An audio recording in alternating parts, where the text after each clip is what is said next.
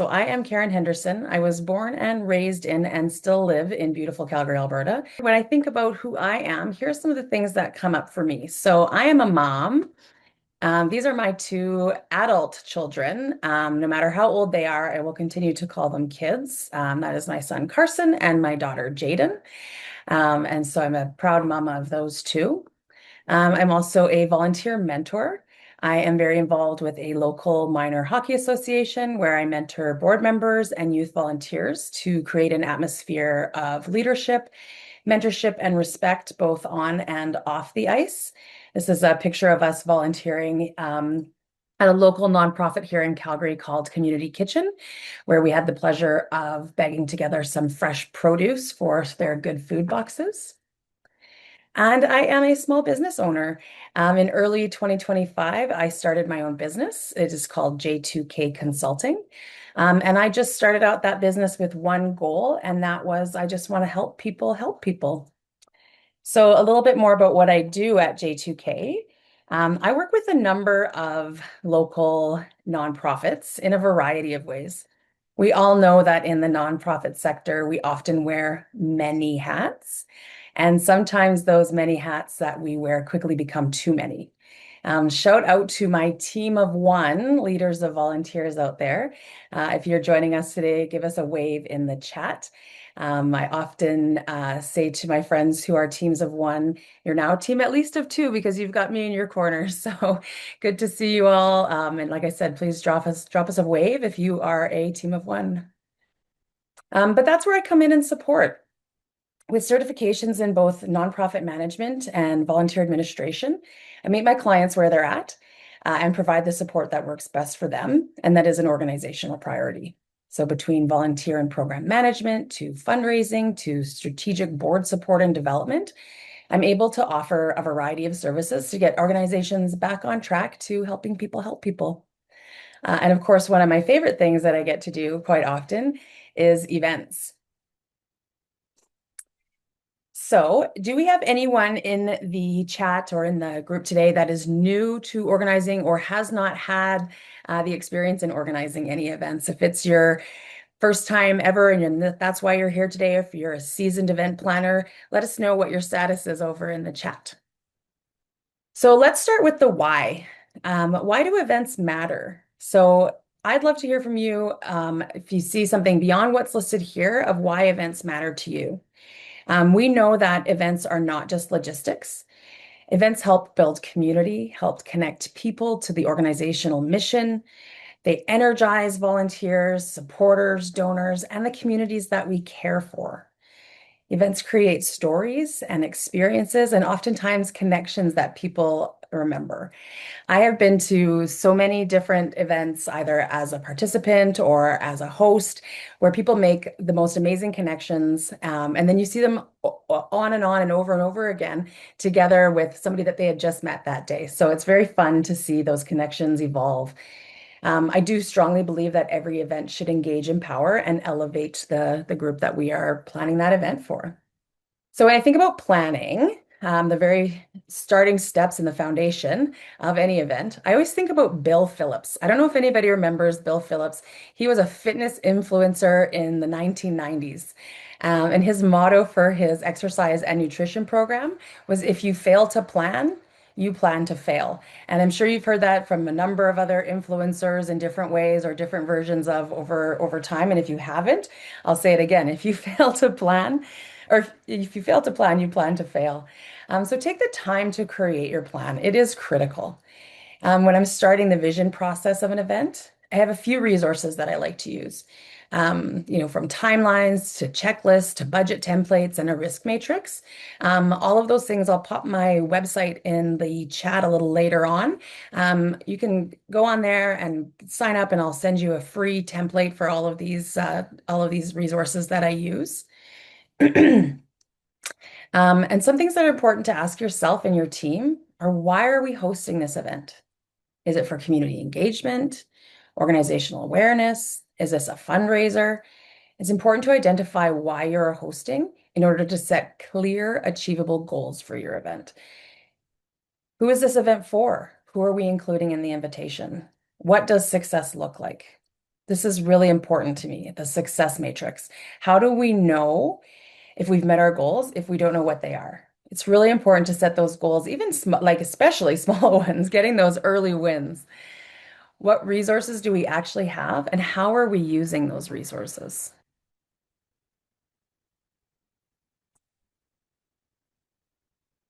So, budget and resource management. Well, your budget tells the true story of your event, and it forces clarity early on.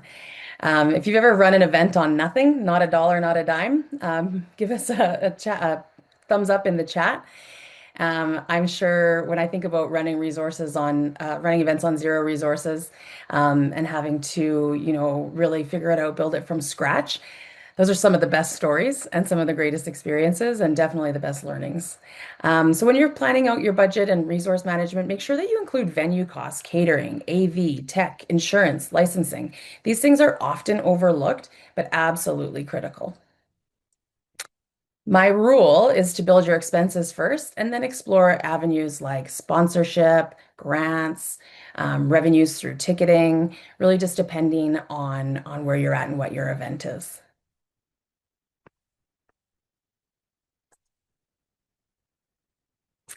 So no event succeeds without people. I'm working on the assumption here that we are amongst a group of leaders of volunteers. And if you are new to that role, please join me starting in January. We have a new series that's being hosted by Better Impact. It just went up live on the website yesterday. New year, new role. It's a 101 guide for new volunteer managers. And so for some of those veteran volunteer managers, we'd love to see you there too. It's always great to be able to provide insight to our new volunteer managers and support. And that's one thing that I've learned in this community, is that we are very full of support and everyone's often willing to lend a hand. So more than anything, volunteers want what one thing, clarity. Set them up with defined roles, schedules, team leads, communication plans, and most importantly, gratitude.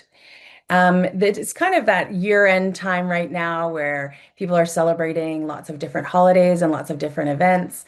Share with me in the chat, how are you celebrating your volunteers and showing them gratitude? I'm just reading here in the chat, don't forget to budget for staff time. Absolutely. We can't do it all on our own, can we?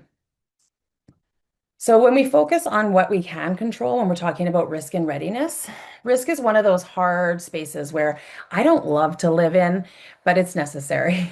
So when we focus on what we can control, our events can feel calmer and more predictable. And we acknowledge what we can't control. We give ourselves permission to plan flexibility instead of perfection. I don't know about you, but I have been in many situations where all of a sudden I'm like Chicken Little and the sky is falling. I am trying to remain calm, but the yoga didn't take. There, the Zen has left the building. And here I am leading this event, and I have to remain calm. As an event manager or planner, you are the anchor, you are the captain, and you can control many of the moving parts. One thing I do find very useful in managing many people and tasks at one time or an event is to take notes, not action. When you have put in all of the time and effort to plan the event and the logistics, and a generous volunteer or team member brings you a suggestion on how this could be done better, you have put a lot of time and energy into this planning, and their suggestions might be something as easy as moving a table a little bit to the left to get out of the cool, drafty door, or as complicated as redoing your entire volunteer sign-up process. You do not have to immediately pivot on every suggestion that is made.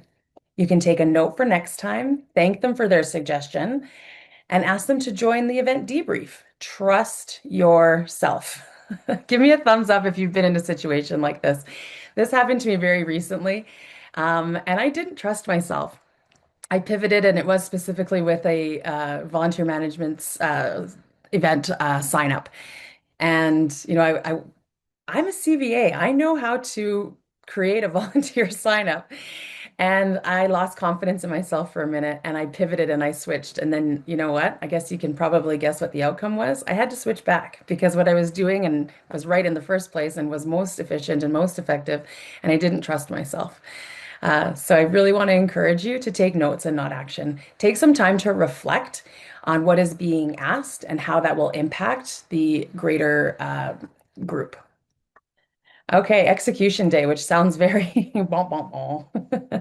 It isn't about perfection, as I mentioned before. It's about clarity, energy, communication, and calm leadership. If volunteers know where to be, who to check in with, and what success looks like, the event will run smoothly even when things shift. It's always that, you can go to a space and you're like, who am I supposed to talk to, right? Identifying yourself as that leader and really making sure that your volunteers are comfortable with and understand where you are, and how they can get a hold of you. That's another thing too, is, you know, hug a tree, staying in that same place so people can find you if they have a crisis. Keeping those communication lines open. If you're in a larger space and you're using text messaging or you're using a WhatsApp chat, just make sure that everybody is familiar with how to use those resources, in live time. Or have leads who are not answering everyone's questions. Exactly. Let's do some delegation of responsibility.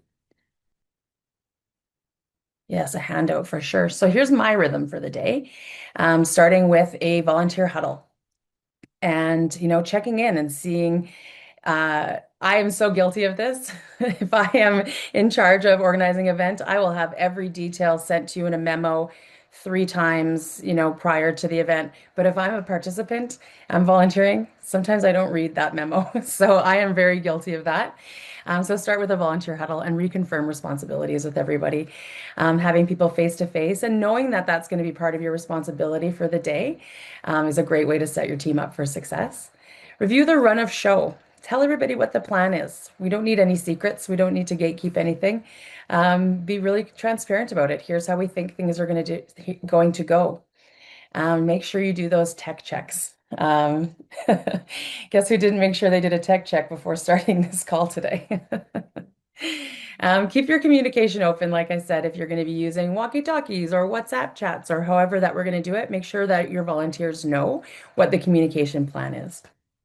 Solve problems quietly. There is nothing as uh, jarring as a volunteer manager or an event leader who is running around, like I said, with like Chicken Little with the sky is falling.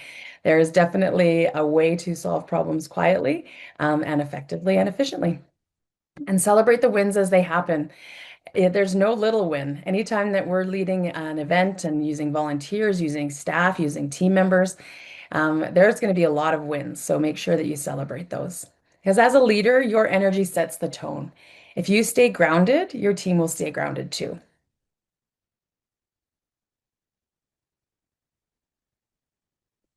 Evaluation and celebration. This is where we turn experience into systems. And I am a systems geek. So I don't know if we have any other systems geeks out there, but and I don't know how good we are in the chat, but where's the little um, glasses emoji? Not that all geeks wear glasses, but here's a cool one. There you go. If you're a systems geek, pop me an emoji. Oh yeah. Mark, how did I know? Yay, systems, exactly. What we learn here becomes the reason that our next event is easier, smoother, and more impactful. Evaluation is where events get better, where we're looking at what worked well, what didn't work, volunteer and attendee feedback, budget versus actual, and the lessons learned for next time. I recently hosted an event for a client. It was a fundraiser. It was the first that we've done of this kind. We brought a hypnotist into a pub at the facility. And, you know, I really wanted to have that. What worked well? I really wanted that start, stop, continue. I really wanted that feedback from my colleagues. I really wanted to know how we did. It was the first event that I'd hosted for them. We put a lot of work into preparing and making sure that everything was going to go as smoothly as possible. And I sent a note to one of the team members, who I wanted to know. I wanted to hear feedback on how she and I worked together. It was our first experience.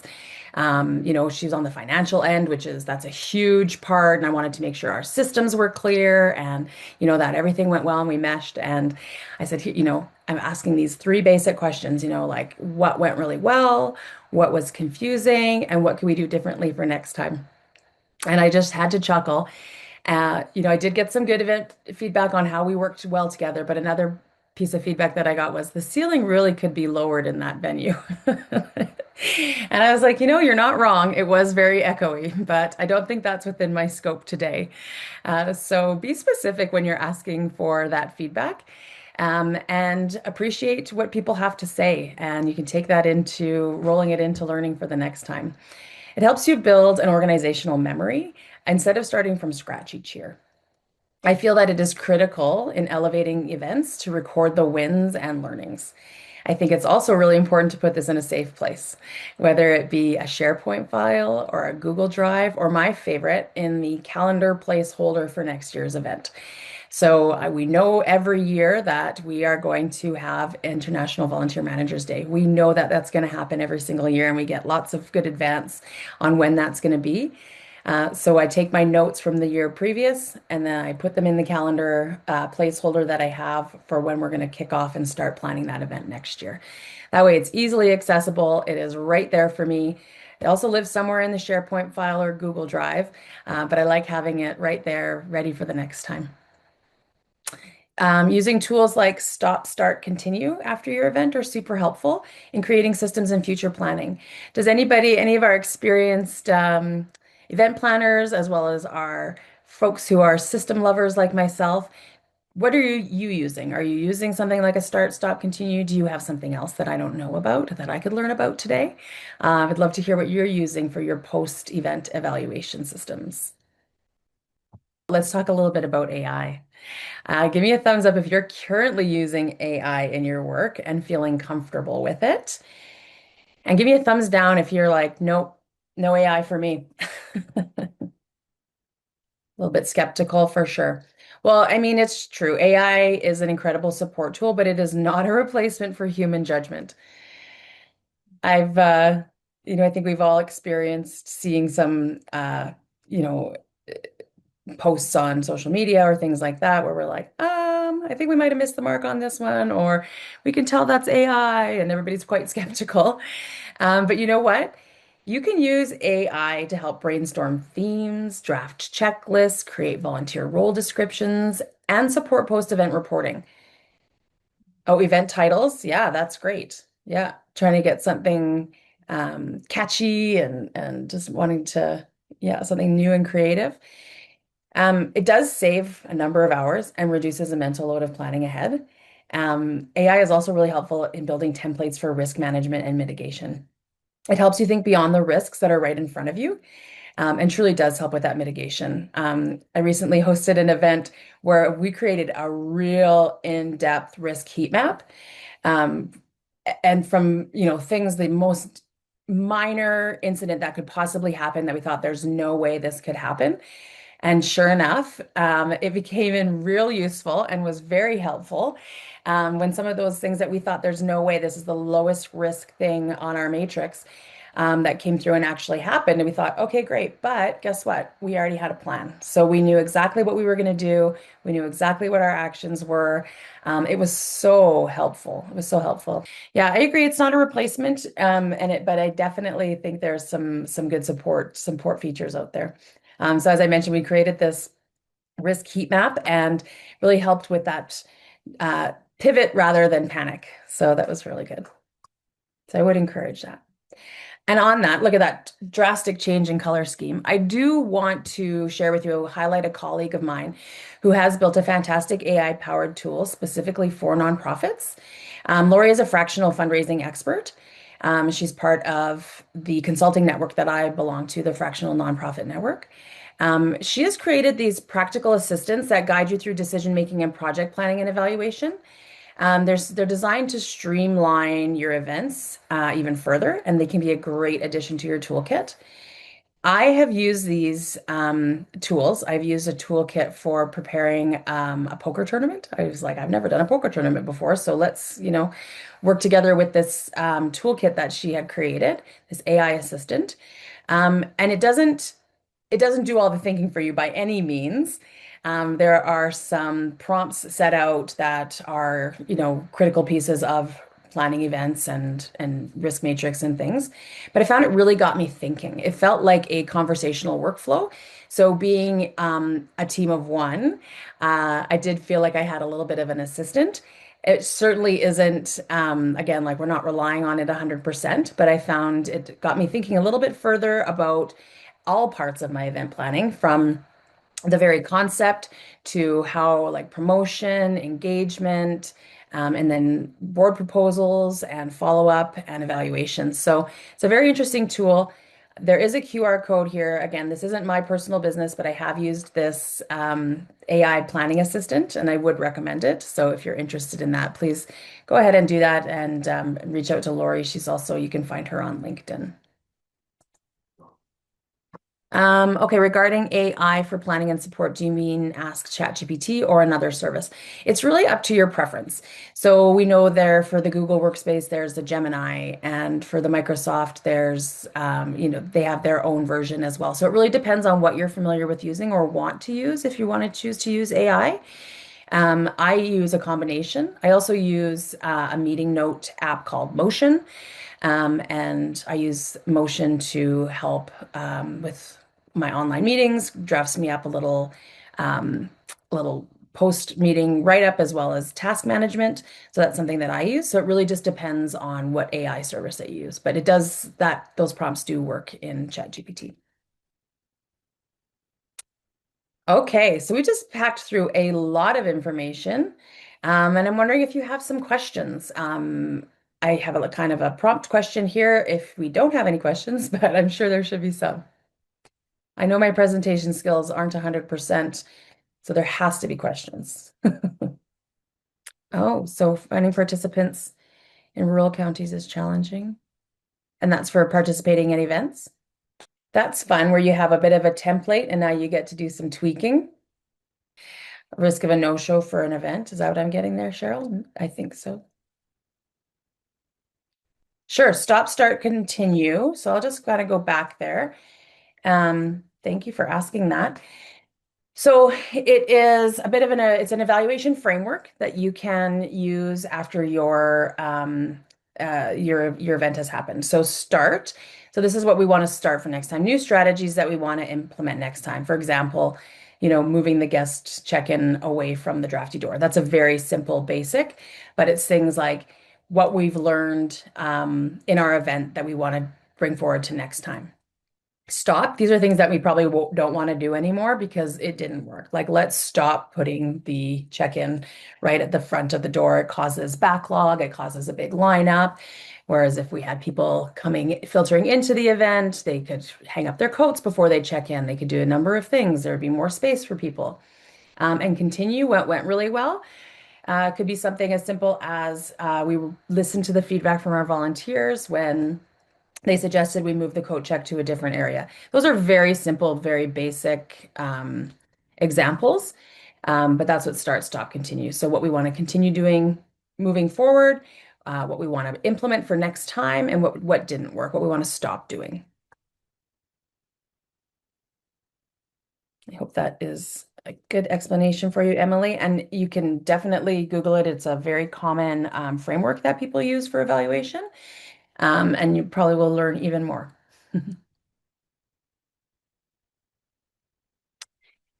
Oh, yes, it is tough sometimes to get people to come in for in-person events. I actually heard of an event recently called a no-go gala.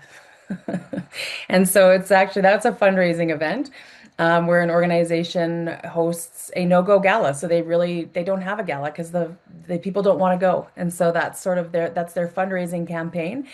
So they donate to not having to go to a gala. Struggle with volunteer recruitment. Hmm. Oh, and now I'm curious what the sport is. Um, yeah, definitely would have to look into some recruitment. Sorry, did I not read that out loud? One-off events. So, Katie, what is the sport that you are organizing with? Oh, so what do I think about engaging board members to be team captains for an event, not fundraising, a cleanup event? I think anytime that you can get a board member engaged outside of that particular volunteer role that they already have as a member of the board is fantastic. Having board members come and be part of the community that we are serving and work alongside other volunteers, I don't think there is any harm in that happening. Um, that's really great. Yeah. As a team lead, I mean, if they're up for or captain, if they're up for that responsibility, I think that's great. But we also know that not everybody is ready to be in a leadership role. Oh, I know the technology, the online check-in. We can try everything. We can put out every kind of solution. We can try and make things as easy as possible for people, but we always know that there's going to be some folks who are just resistant to change or to doing something different. Goal ball. I'm gonna have to look that up, Katie. I've never heard of goal ball that I can think of. Um, but yeah, with a pretty niche market, it probably is tricky to get volunteers. Um, I'd love to talk to you offline about it for sure. You can reach me on LinkedIn.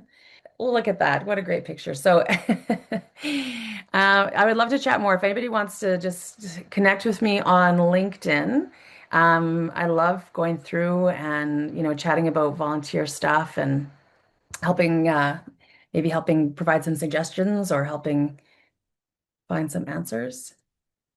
I really appreciate you spending time with me today. Bye, everybody.